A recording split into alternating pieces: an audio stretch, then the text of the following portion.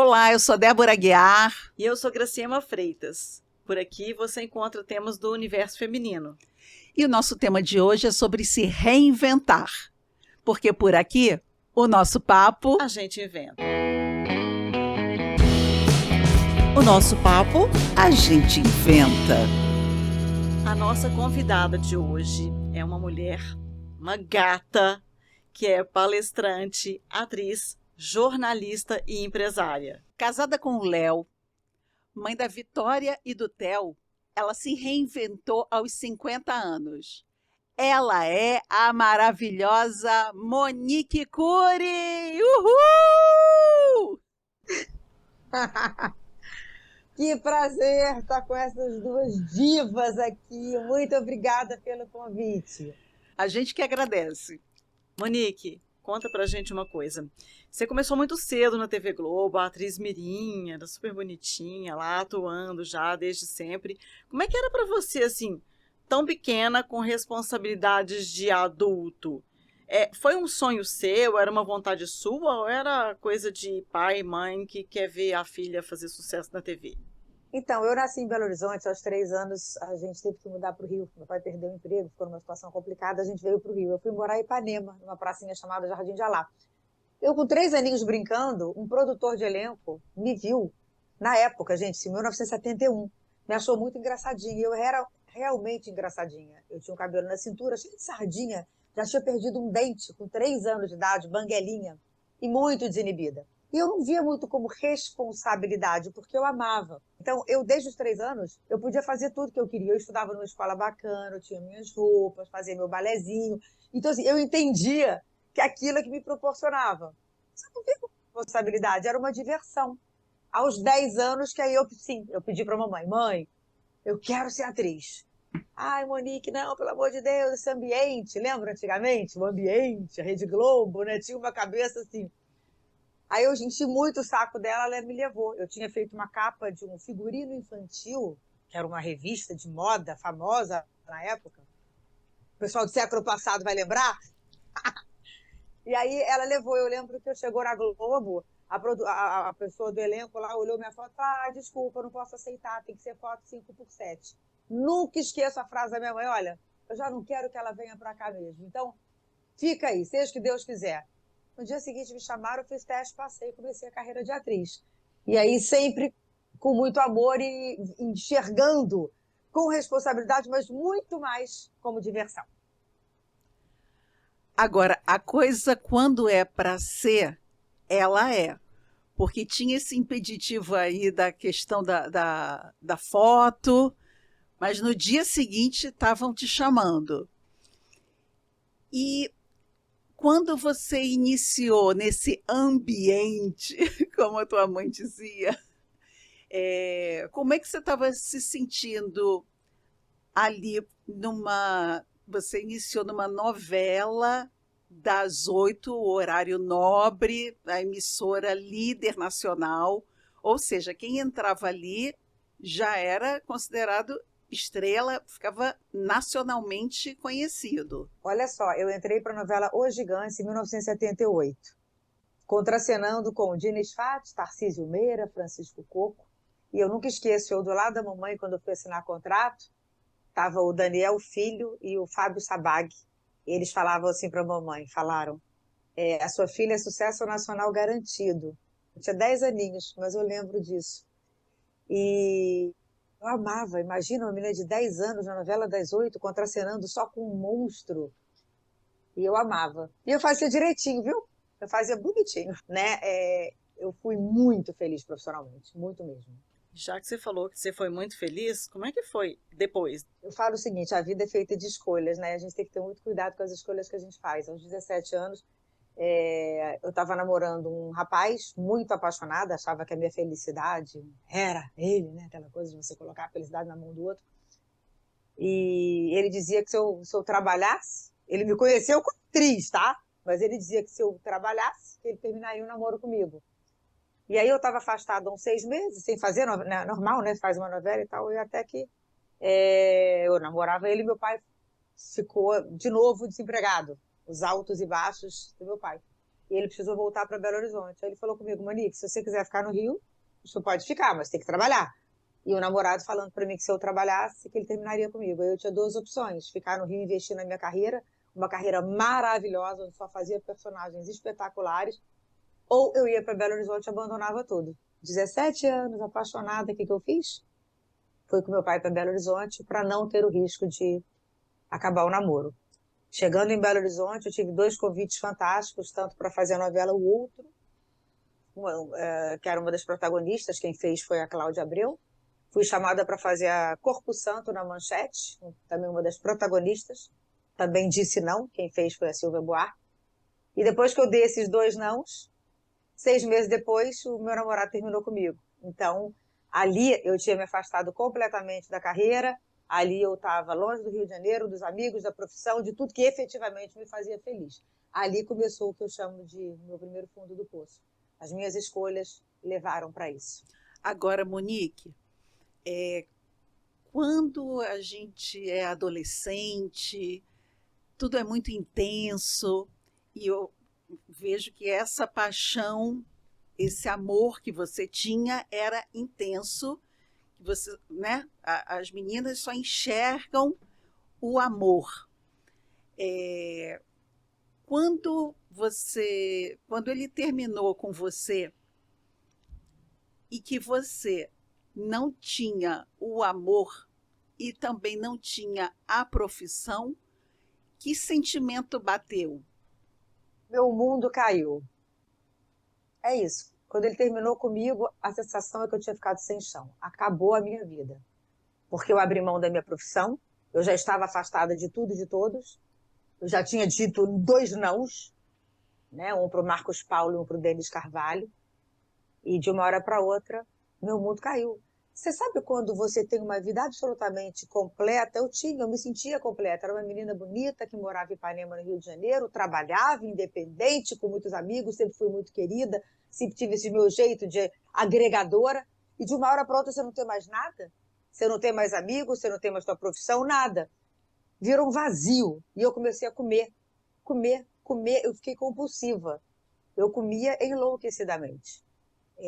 Comecei a engordar, engordei muito, e sempre fui muito vaidosa, né? Afinal de contas, eu cresci na televisão. Minha marisquinha não podia ter um fio fora do lugar. Sabe aquela coisa de estar sempre? Comecei a engordar, engordei uns 10 quilos. Eu sou pequenininha, eu tenho 1,57 m, para quem não sabe, 10 quilos para mim, eu fiquei bem buliça e não conseguia fazer dieta. Eu realmente estava me sentindo péssima. Eu coloquei minha felicidade na mão de coisas, né? Na minha profissão, do meu namorado, eu fui colocando, de repente eu perdi tudo.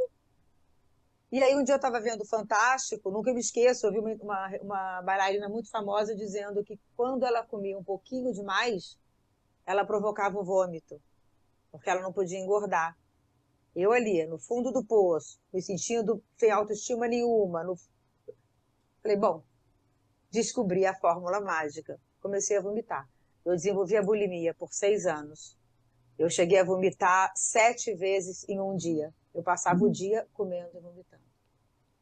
Quando eu falo fundo do poço, é porque eu não me sentia com nenhuma força. Você imagina, eu me olhava no espelho e falava assim, eu vou morrer. Ou então, acabou a minha vida, não tenho condição, não consigo. Sabe? Ali eu falo que foi a primeira vez que eu realmente fui para esse fundo do poço, achei que não tinha solução, mas depois de 6 anos consegui tomar uma decisão, fazer uma nova escolha para sair desse buraco. Você falou que foi uma escolha errada naquele momento. Essa consciência você teve bem depois, aí na hora já, depois da bulimia, ou na hora que você sentiu que esse mundo estava caindo, você percebeu que a escolha já tinha sido errada lá atrás? Eu percebi lá atrás e sofri com isso muito tempo. E as pessoas até hoje me perguntam, você se arrepende de alguma coisa? Arrependo. Não tenho o menor problema em falar. Me arrependo do não que eu disse naquele momento. Tudo bem que esse não me trouxe várias coisas e hoje eu estou nesse lugar. Mas se você falar, você voltaria no tempo, óbvio que eu não teria recusado. Óbvio, era a minha profissão, era a profissão que eu amava. E ali eu entendi. Falei, o que eu fiz? Por causa de uma pessoa. Eu abri mão de uma profissão que eu tinha... Eu já, aos 17 anos, eu era atriz há 14.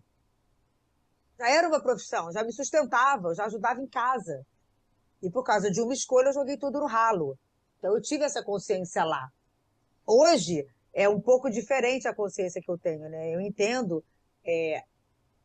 a importância das escolhas, a importância de você é responsável por elas, pelas consequências. Eu não culpo mais ninguém pelos erros. Hoje eu tenho uma outra visão, mas ali eu reconheci que eu tinha culpa.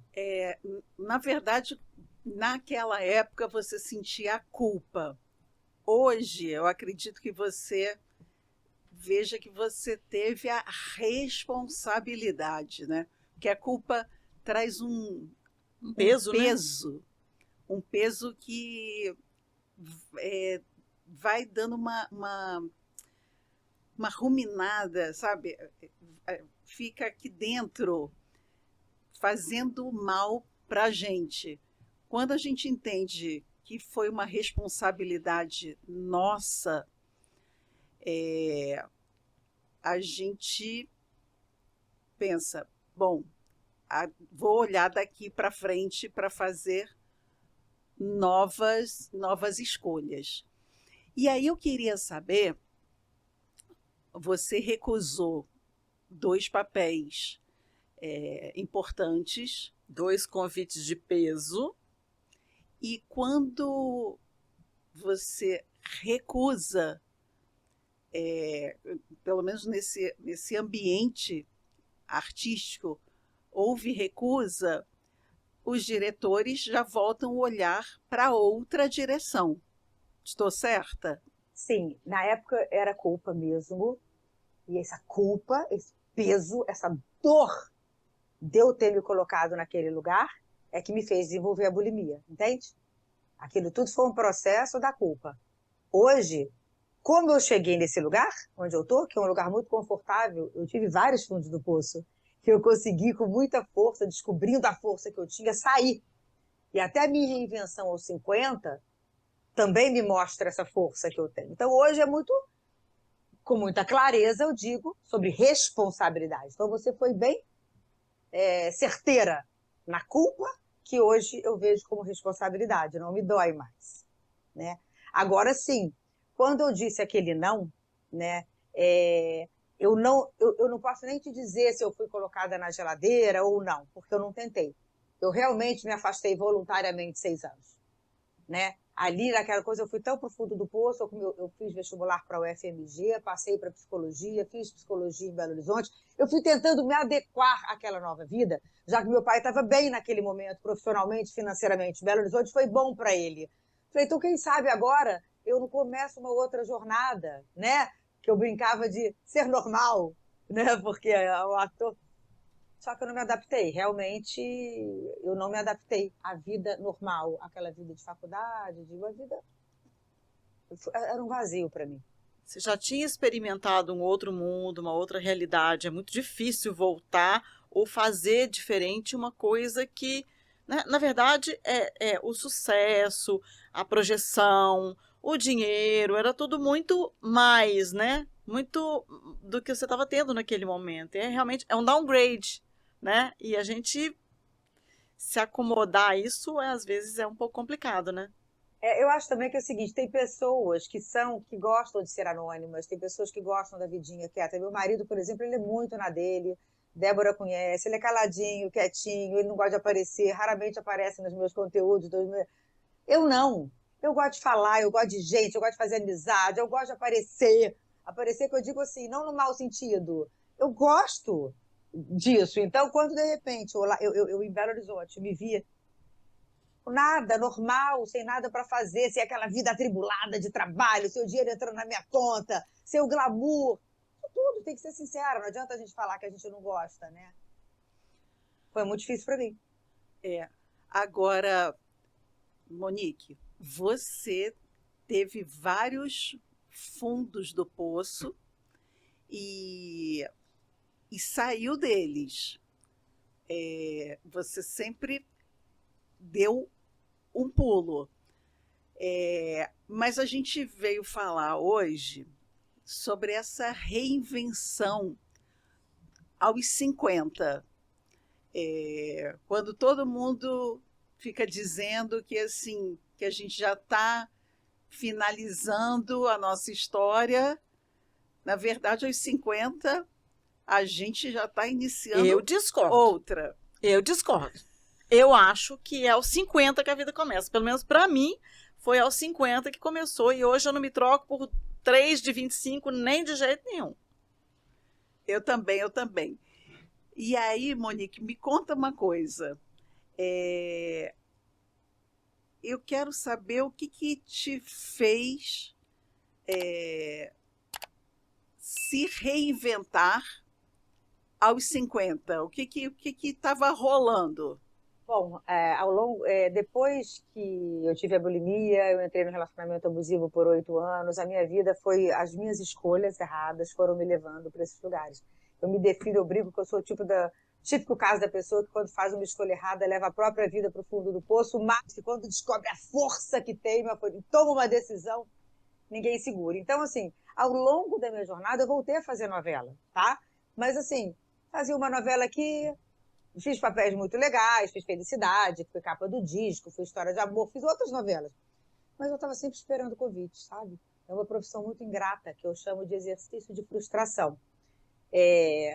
Eu acho muito engraçado uma entrevista que eu fiz com a Mônica Martelli, querida, e ela falava assim, quando ela resolveu, né, fazer o espetáculo dela e botar o texto debaixo do coisa, ela falava assim, eu não aguentava mais fazer teste, foi quase você, caramba, foi quase. Então você está sempre no quase, estava sempre esperando, e é um exercício de frustração. E eu fiz jornalismo também, né? Acabei que eu me formei em jornalismo e tal. Chegou aos 50, eu tentei fazer uma novela das 6. E o diretor da novela era um amigo meu. Tinha uma relação bacana com ele. E não rolou a novela. Não me quiseram lá em cima, né? Enfim. Se um amigo meu, que é meu amigo, gosta do meu trabalho, me admira, não consegue, quem vai? Eu falei, chega de esperar. Eu preciso fazer alguma coisa por mim. Eu quero me realizar, eu quero mais.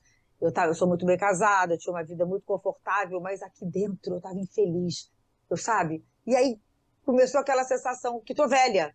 E aí veio a menopausa, que acabou comigo, porque eu já me sentindo velha, achando que não dava mais tempo, querendo me reinventar a rasteira da menopausa. Por quê? Porque aí veio todos aqueles sintomas que me paralisaram, porque é muito ruim. Ficava muito irritada, os calorões, não dormia à noite, a libido acabou, coitado do Léo. Eu digo que eu fugia do diabo do Léo, igual o diabo foge da cruz. Sabe aquelas coisas assim que mexeu comigo profundamente? Ali eu falei, pô, falando com o Léo, acabou, não dá mais tempo, agora ladeira abaixo, menopausa, tô velha. Eu me lembrei das vezes que eu tive que me reinventar. Sabe, daquela força, eu falei, acabou coisa nenhuma, eu posso viver 10, posso viver 20, posso viver 30, posso viver 40 e vou entregar? Vou achar que acabou? Não. E aí fui fazer o meu canal no YouTube. Por quê? Porque eu sempre fui uma pessoa que inspiro mulheres. O meu jeito, eu sou muito aberta, eu conto as minhas dores com muita verdade, eu não tenho medo, problema em me expor. Comecei a criar um canal no YouTube que começou a inspirar milhares de mulheres. A partir dali, comecei a ser chamada para fazer palestra, comecei a ser influenciadora 50 mais. Aí as coisas vão acontecendo. Pronto, hoje aos 55, concordo com Graciela. Estou no meu melhor momento da vida, não troco de nenhum. Mas, Graciela, eu tenho milhares de seguidoras mulheres. A grande maioria, eu sei que não se fala grande maioria, mas é para exagerar mesmo. A maioria, aos 50, acha que está velha. Casamentos estão mortos, os filhos cresceram, voaram, aquela mulher que parou tudo para se dedicar para a família, agora os filhos não querem mais, o marido também, aquele casamento muito sem sal, querem fazer transição de carreira, estão infelizes na sua profissão, estão dependendo financeiramente de maridos, com relacionamentos às vezes tóxicos e não conseguem sair porque não tem dinheiro. Os 50 está um momento crucial. E isso que eu tento falar com as mulheres, que no momento que você quer, e não estou falando de contexto, fulano tem dinheiro, não tem dinheiro, qual é o contexto social, cultural e econômico. Está aqui dentro. Quando você decide que não aceita mais uma situação, vai mudar, você tem que começar a se mexer, nem que seja passos curtos, entendeu? E foi isso que eu fiz, eu virei a chave. Uma coisa que eu falo é que a mudança ela começa com a decisão.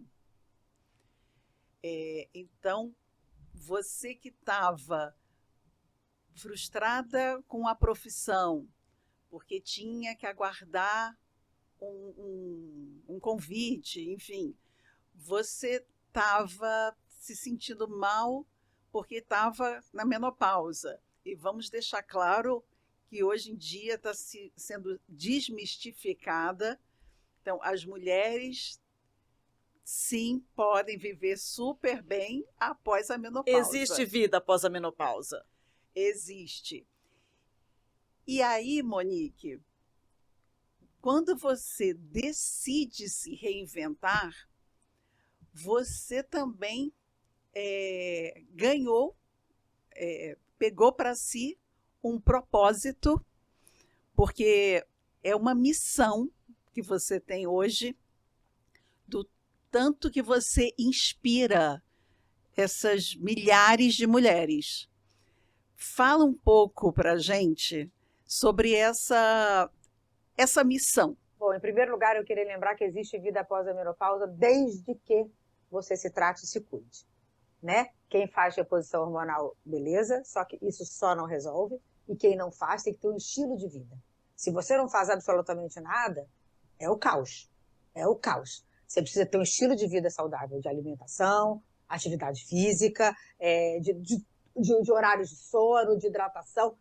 Tem que ter. Se você se cuida, amor, existe vida maravilhosa após a menopausa. São, Débora, porque eu não imaginei que eu pudesse impactar tantas mulheres. Juro que eu comecei a fazer como um propósito de eu tentar ajudar. Quando eu comecei a ver os depoimentos de pessoas que se inspiram e enxergam, porque a força que eu descobri que eu tenho, todo mundo tem. Eu descobri que não é mérito meu. Todo mundo tem. O problema, a dificuldade é acessar a força, é dar o primeiro passo. Eu vejo mulheres que estão em relacionamentos abusivos e falam, mas eu não consigo sair porque eu não tenho dinheiro. Só que eu conheço mulheres que saíram com a roupa do corpo. Quando você decide de verdade, é óbvio que a gente precisa de uma rede de apoio, de alguém que te estenda a mão. Eu não estou falando que vai morar debaixo da ponte, não é isso.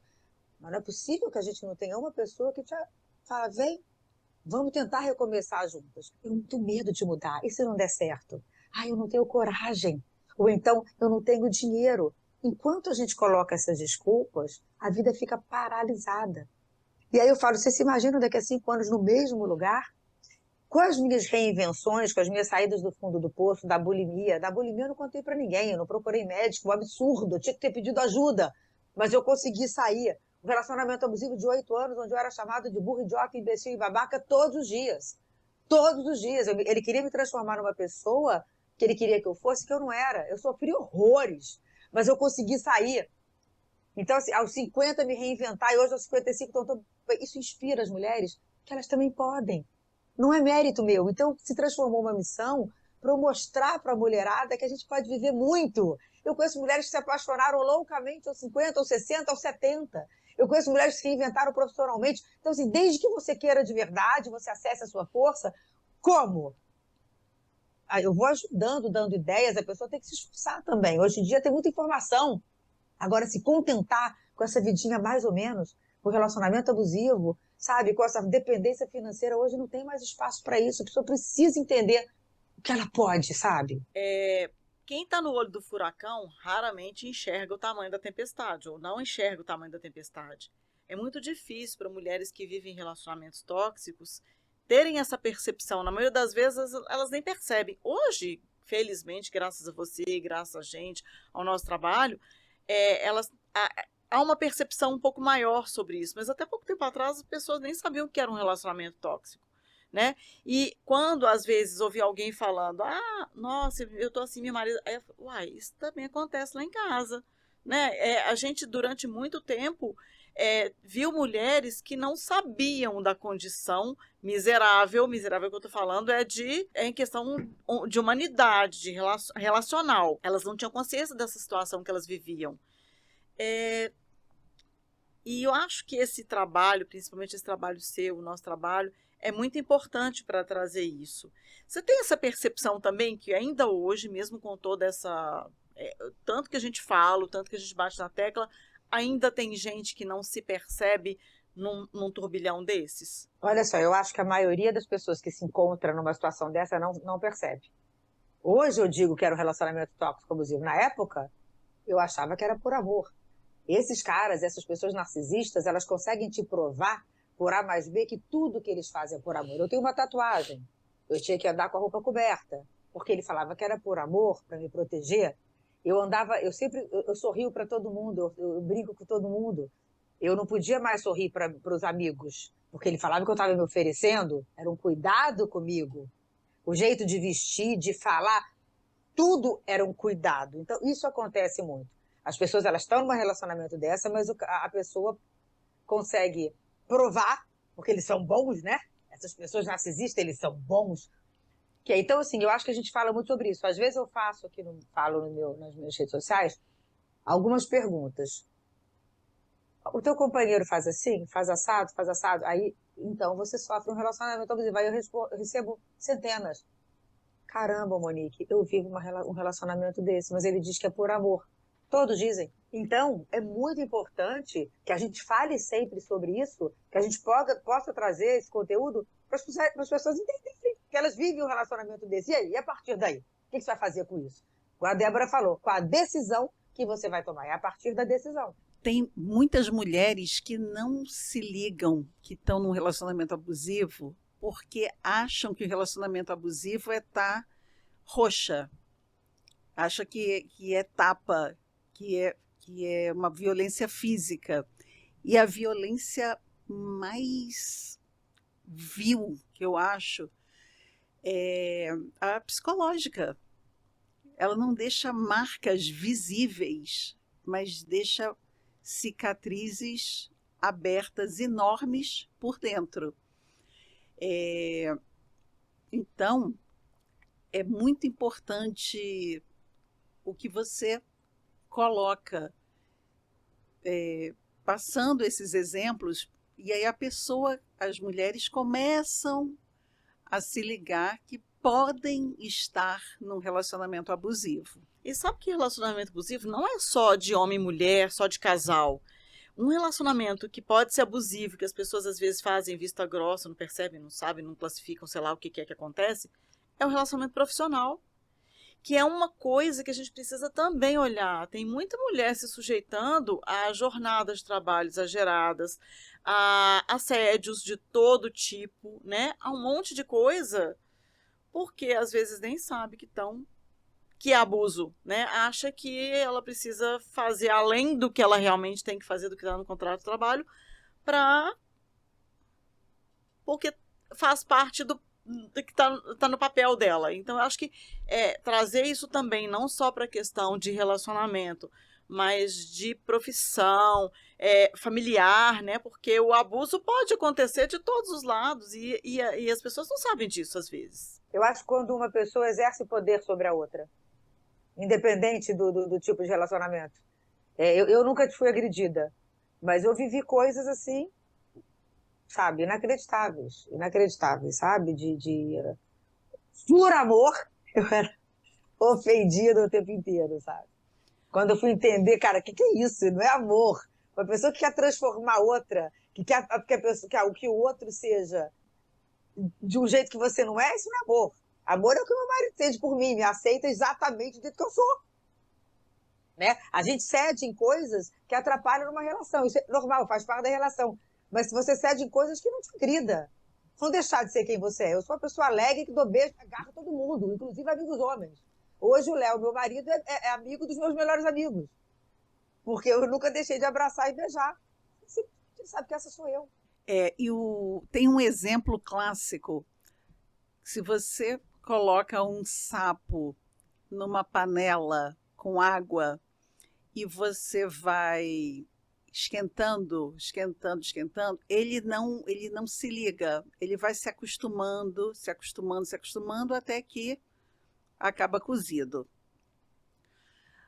Uma pessoa num relacionamento abusivo, onde o outro exerce o poder sobre ela, ele começa também devagarzinho, ele começa com elogios, com presentes, com mimos, e ele vai começando comendo pelas beiradas, vai começando a se impor, e aí essa coisa que você falou, Monique, sobre amor, né? Porque eles dizem que é amor, que é cuidado, e vai deixando a pessoa sem brilho, sem ela ser quem ela realmente é. Isso é muito triste. E eu queria saber uma coisa. Eu sei que você tem novidade vindo aí. E você pode falar novidade, Monique? Pois é, claro que eu posso. É, essa jornada desde os 50 até agora, né, que as coisas foram acontecendo, eu fui inspirando mulheres, eu fui tendo essa missão, eu fui convidada pela editora Planeta, que é uma das maiores editoras, né, do Brasil, uma editora incrível, para escrever o meu livro. E o livro sai em janeiro e chama A Virada de Chave, o dia que eu parei de esperar. E é um livro que, só o primeiro capítulo que eu conto a minha jornada, sabe? O resto do livro todo é nossas dores, de estratégia, de orientação, conselho, enfim, é tudo falando para essa mulher que se vê como eu me vi aos 50, sem propósito, sem objetivo, aquela vida sem graça. Pô, sou mãe, casei, e aí agora? Eu quero mais, né? Hoje a gente vê muitas mulheres querendo descobrir um propósito, querendo descobrir um sentido. Vamos falar a palavra sentido. Tipo assim, não é aquela coisa só de cuidar de filho, marido, da casa e acabou. Eu vejo as mulheres precisando e eu descobri, né? E aí eu fui agraciada com esse convite, estou muito feliz. Mas olha só, essa coisa também é muito doida, Débora, porque é muito doido. Quando eu comecei aos 50 anos, falei, chega, vou fazer para parar de esperar convite. Impressionante como a gente se mexe, né? Você perde um pouco essa coisa, essa neura, e aí você começa a se mexer, as coisas acontecem. Ano passado eu fiz 2 filmes de cinema, que vão estrear esse ano, ano que vem, enfim.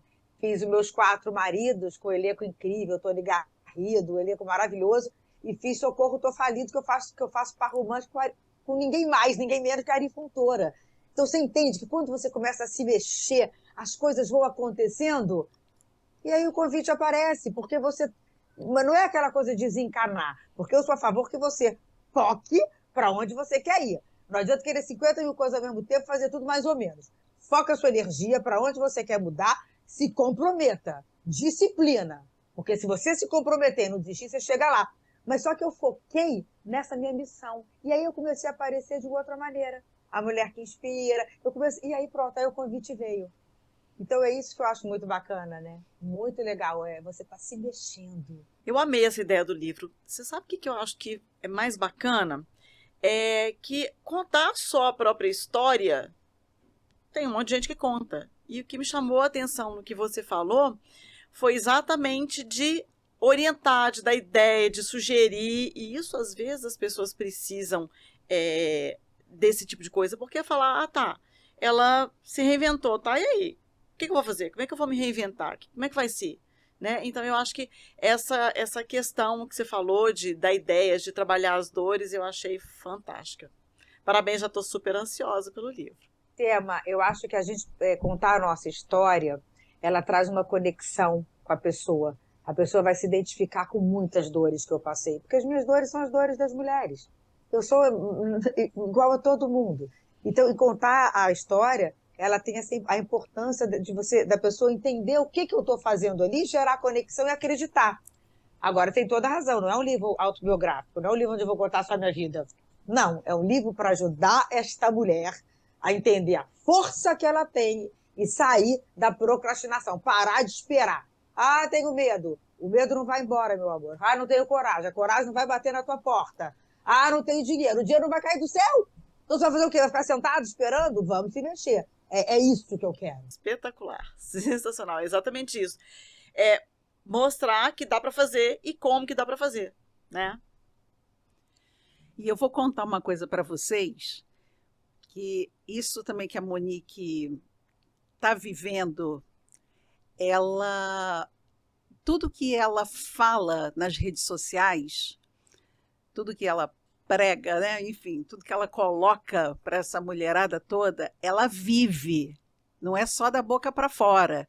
E eu vou dar um exemplo muito breve, que quando nós estávamos lançando o nosso livro, Grace, eu falei assim, vou ligar para umas pessoas, vou falar que está rolando isso, não sei o quê. Monique, eu falei, está rolando uma pré-venda. Monique, o quê? Me passa agora esse Pix, eu quero esse livro. é uma mulher que ela realmente aplica, como é que se diz? Ela dá vive força, o que ela fala. ela dá força para outra mulher, ela vive o que fala, ela é verdadeira, ela é essa pessoa. Deixa eu falar aqui uma coisa. Uma vez me perguntaram se eu estou crescendo muito nas redes sociais. Aí uma vez me perguntaram, Monique, a que você atribui esse crescimento e tudo? A uma coisa, verdade. Débora me conhece há muitos anos. Ela sabe, eu sou absolutamente. O que eu coloco nas minhas redes sociais é a minha vida. Eu sou absolutamente verdade. Eu acho que isso que conecta. Eu acho que as pessoas cansaram dos filtros, cansaram do fake. Aquela terça-feira a pessoa com a tacinha de champanhe na piscina, meu amor, pelo amor de Deus. Terça-feira eu tô ralando pra caraca, eu não tô afim de ver ninguém com tacinha de champanhe na piscina. As pessoas no início das redes sociais, isso chamou muita atenção. O glamour. Hoje as pessoas já estão querendo o de verdade, sabe? Se conectar com a sua história de verdade. Eu acho que isso vai inspirando, como eu me inspiro com outras histórias verdadeiras. Quando a Débora me ligou do livro, na mesma hora, eu comprei e postei. Porque é isso, eu quero que... Eu acho que as mulheres merecem, todas, realizar todos os seus sonhos e tudo. O problema é que a nossa sociedade machista, por muito tempo, segurou. Agora a gente tem informação, não dá mais para esperar, sabe? A vida é muito doida, olha o que a gente passou na pandemia. Então, assim, não dá para deixar para amanhã. Isso, aos 50 anos eu me conscientizei. Não dá mais. Ou eu faço agora, ou pronto, eu fiz. 5 anos depois eu estou no melhor lugar onde eu poderia estar. Porque eu fiz, gente. Porque eu fiz. Deu trabalho, tive que investir, chorei muitas madrugadas. O pessoal só via o glamour, mas eu conto. Não, é muita relação. Mas eu fui disciplinada. Me comprometi. Seja disciplinada na vida, em tudo, em tudo. Quando eu descobri que a disciplina era... Cara, se você me pergunta hoje qual é o segredo do sucesso, para mim, disciplina. Maravilhosa! É isso, isso. E assim você inspira essas mulheres a saírem do banquinho.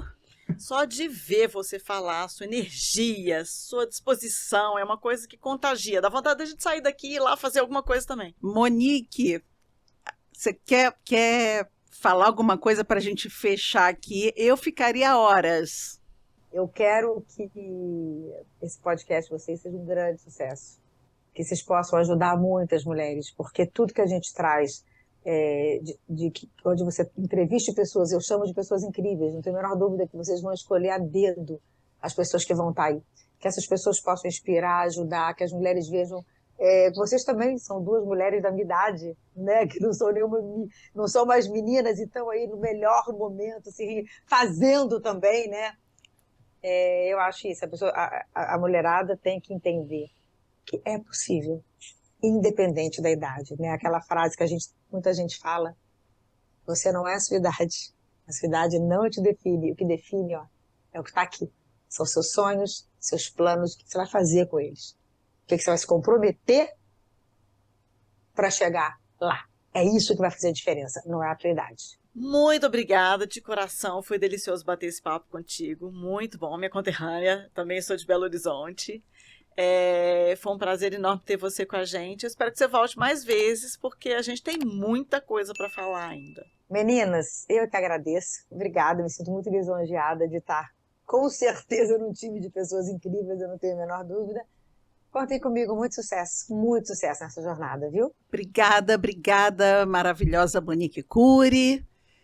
Obrigada a todas vocês que estão nos ouvindo, nos assistindo. E, mais uma vez, eu digo, está gostando do conteúdo? Está gostando de pessoas como Monique, que estão aqui com a gente? Então, indica para mais outras 2 pessoas aqui no nosso podcast. Tá bom? Um beijo, até a próxima, porque por aqui, o nosso papo... A gente inventa. O nosso papo, a gente inventa.